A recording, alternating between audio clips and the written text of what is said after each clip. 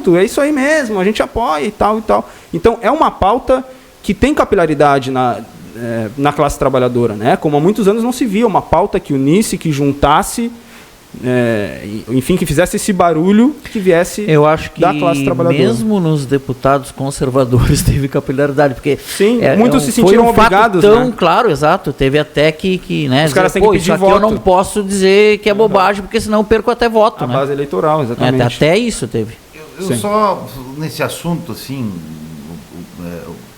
observando a fala da Cláudia, eu acho, Cláudia, que, bom, a gente vem acompanhando tudo isso que o Henrique diz, né?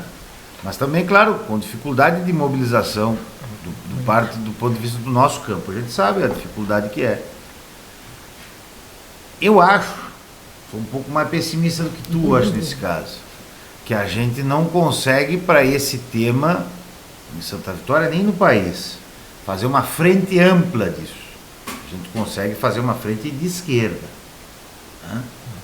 Aqueles que são de esquerda, né? Eu acho que isso a gente pode reduzir um pouco o nosso objetivo. Sim. Porque se vamos colocar todas as pessoas progressistas, eu acho que nem todas topam redução de jornada. Sim. A gente tenta, né? Até porque tem uma questão de propaganda da direita, Mas etc e tal.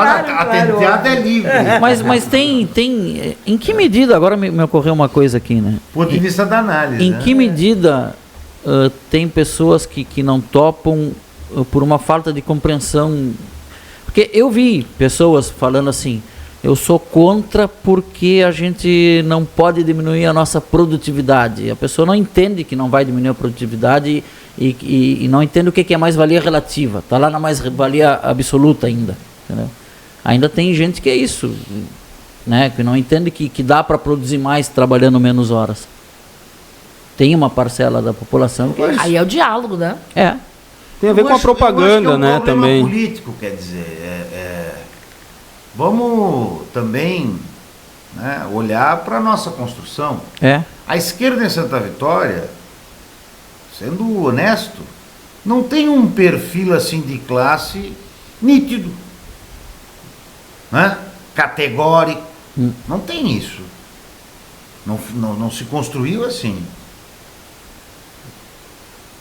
A primeira vitória do PT aqui foi com o PMDB.